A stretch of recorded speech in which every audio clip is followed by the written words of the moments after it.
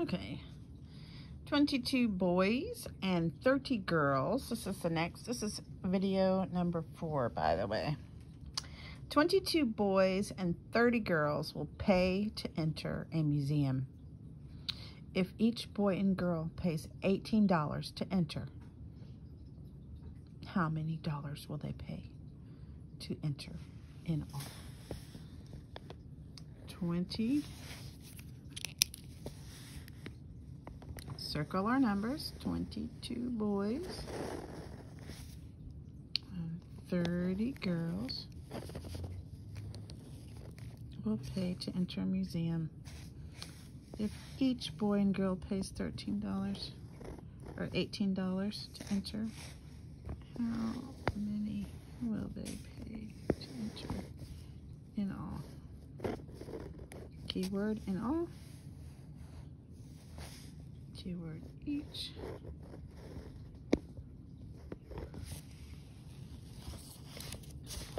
How many people is it? It's 22 boys and 30 girls. 22 boys plus 32 girls. 30 girls are going.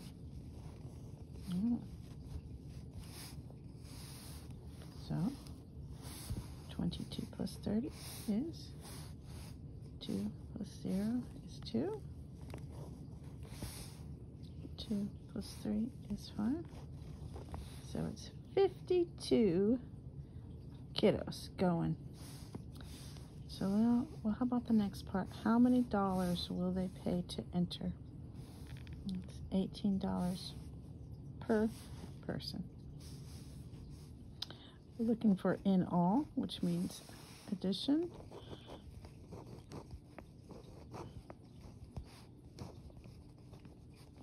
Or multiplication.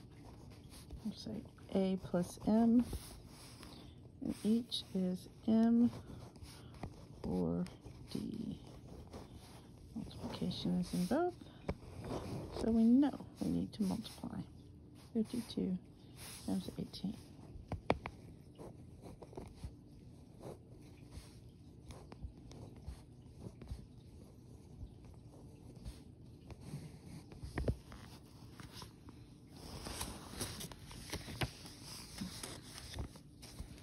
Again, we can visualize it. 52 little boys and girls, a bunch of kids, and they're all spending $18 each. So we're like 18, next kid is spending 18, the next kid is spending 18. Oh my goodness, we're making a big old number. It's repeated addition. 18 plus 18 plus 18, 18, 52 times. So when we're deciding between multiplication and division with our keyword each, we know it's multiplication. So we're making a big old number. 52 kids spending $18 each.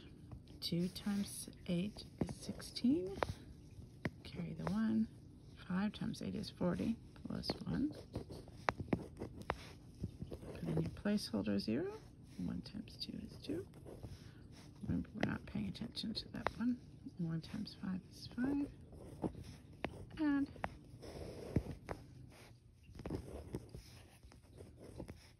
$936. And now let's check our answer. For multiplication, I just do it twice.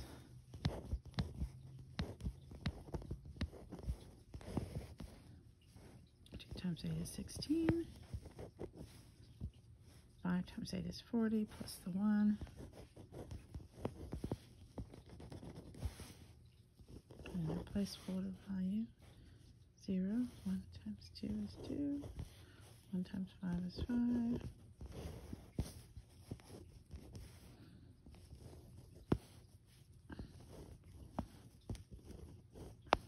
$900. Whoa. Oh, whoa. Oh, whoa. Oh, whoa. Oh, whoa. Well, thank goodness I'm checking my answer. So where did I make my mistake? 2 times 8 is 16. 41. 16, I had carried that 1, but did I add it? 5 times 8 is 40 plus 1. Okay, checks out. Okay. $936 is what they spent altogether. 936. The zeros in. Make sure when you put those zeros in, you also circle them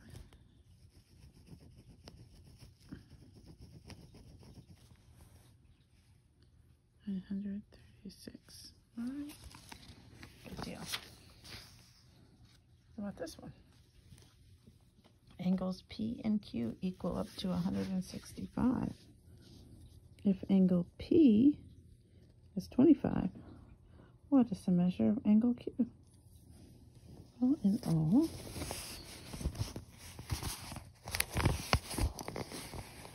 circle.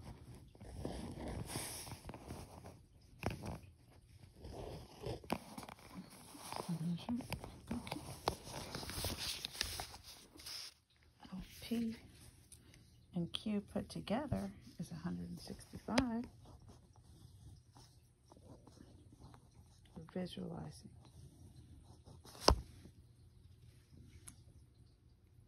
One part of it is 25.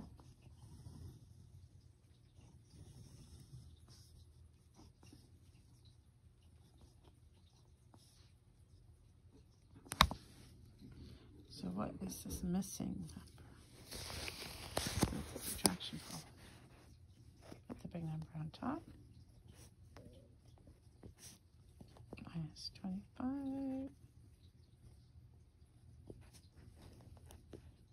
Make sure they're lined up. 5 minus 5 is 0. 6 minus 2 is 4. 1 minus something is 1. So subtraction problem. Answer is 140. But we're going to check our answer. We're going to add 140 and 25 and make sure we get 165. 140 plus 25.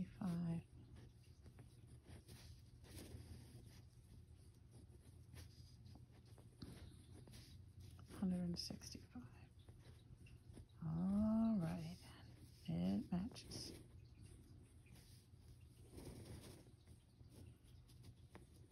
It sure does. So we got 140. So our answer choice is H. And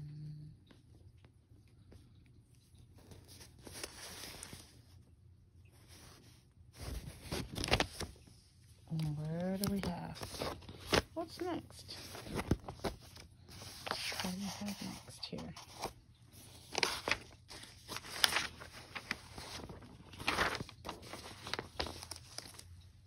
Penelope made a figure using 4 rulers as shown below. What type of figure did she make? It's not a rectangle. It's a rhombus, I'll tell you that much. But I'm going to show, we're going to eliminate answer choices because a trapezoid looks like this.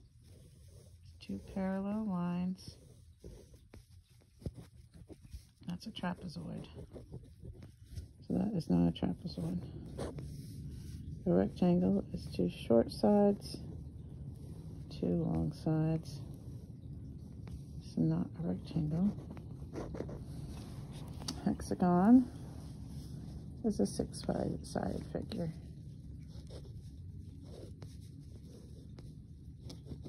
So it's not a hexagon. It is a rhombus is parallel lines and parallel lines. 1 set of parallel lines, 2 lines that will never cross each other, and another set of parallel lines.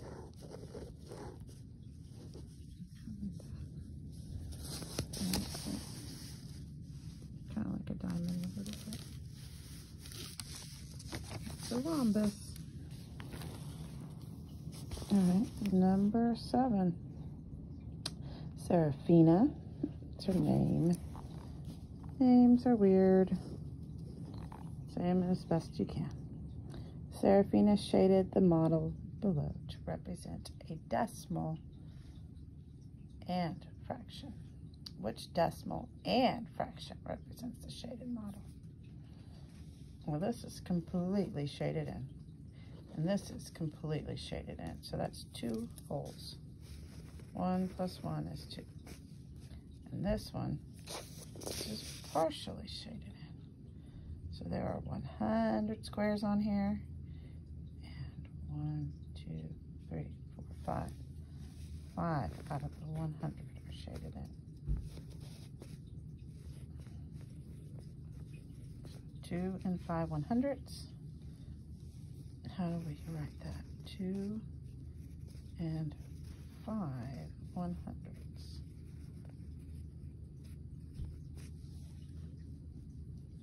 This is the hundredths place.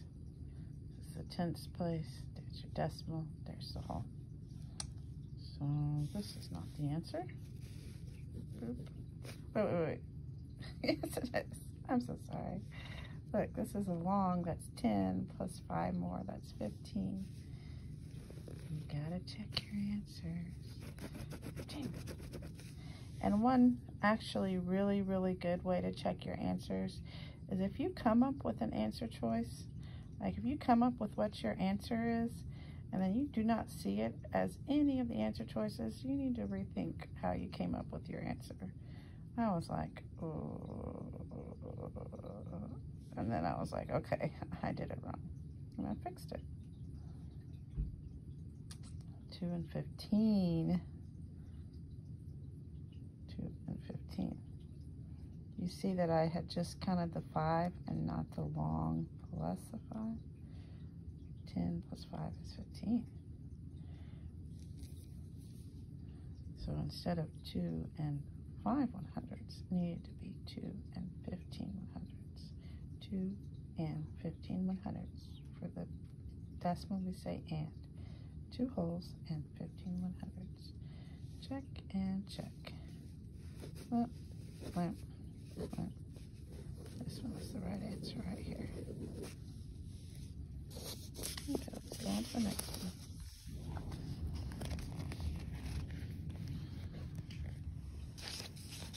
Another name, Reginald. 92 and 15 100ths in expanded notation, shown here. Expanded notation. So 92 is tens place, 9 times 10. Twos place, 2 times 1. Tenths place, 1 times 1/10.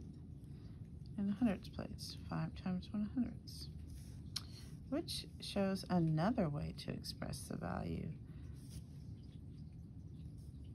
of 5 in the number 92 and 15 100ths. Okay, the 5 is in the hundredths place. So that is 0.05, the hundredths place. Where does it say that? Right there. D. It's a hundredths place. All right. Mark drew 3 rectangles. The first rectangle was 16 centimeters long and 10 centimeters wide. The second rectangle was 22 centimeters long and 12 centimeters wide. Third rectangle was 24 centimeters long and 18 centimeters wide. In square centimeters, how much greater was the area of the third rectangle than the area of the first rectangle? So let's look at our question sentence. In how much greater was the area of the third rectangle than the area of the first rectangle? And this is why we really and always should underline our question sentence first, because it's only looking for the value of the third rectangle and the first rectangle. So we're not even thinking about the value of the second rectangle. I always circle the important numbers, and those numbers were not important. This is the first rectangle. This is the third rectangle. Squares, centimeters, and area are keywords. Because for area, we know our formula. For area equals length times width. So one side times the other side. So the area of, let's visualize our problem. There's our rectangle. One side is 16, and one side is 10. The other one, the third one, one side is 24,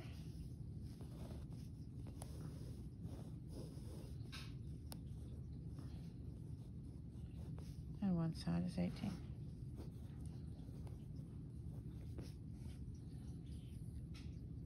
So how much greater? Well, we're going to have to look at 16 times 10 to look at what the area of this one is, and 28 times 18 to find the area of this one. We're going to do that first. We're going to find the area of these two rectangles first. 16 times 10 is easy because it's 16 times 1 and then add the 0. So the area is 160. 16 times 1 and then add the 0. 24 times 18. I'm going to write a problem. 24 times 18.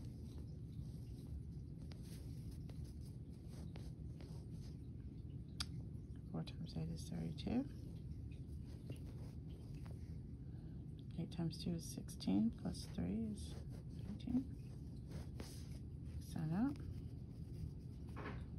Put in your place 0 place value holder. 1 times 4 is 4. 1 times 2 is 2. Add that together. 2 plus 0 is 2. 9 plus 4 is 13. Carry the 1. Oops. Carry the 1. 2 plus 1 plus 1 is 4.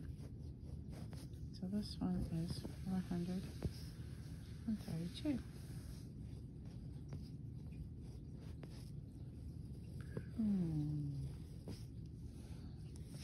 You need to check your multiplication by doing it twice. 24 times 18. 4 times 8 is 32. 8 times 2 is 16, 17, 18, 19.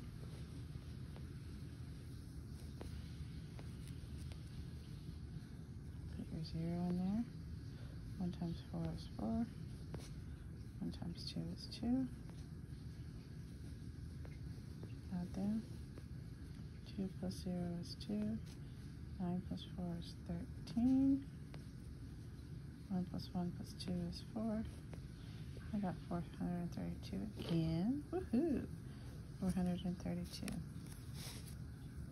Well, the question sentence, in addition to this keyword, there's also this keyword. How much greater? When you're saying how much greater, how much bigger, how much taller, how much longer, how much more, that is a keyword that means subtraction. When you're comparing two things, what is this number compared to this number? What is the difference between this number and this number? That's a subtraction problem. 432 minus 160. Make sure you line up the decimals. 2 minus 0 is 2. 3 minus 6 is, oh, can't do that. Big numbers on the bottom. You have to borrow from your neighbor. 3 becomes 13. 13 minus 6, you can do that. 7. 3 minus 1 is 2. 272.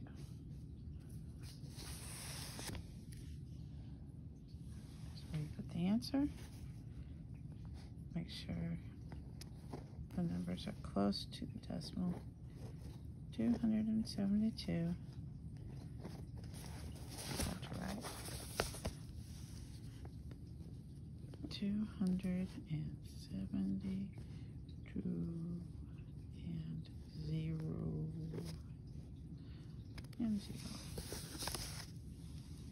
Fill in the zeros.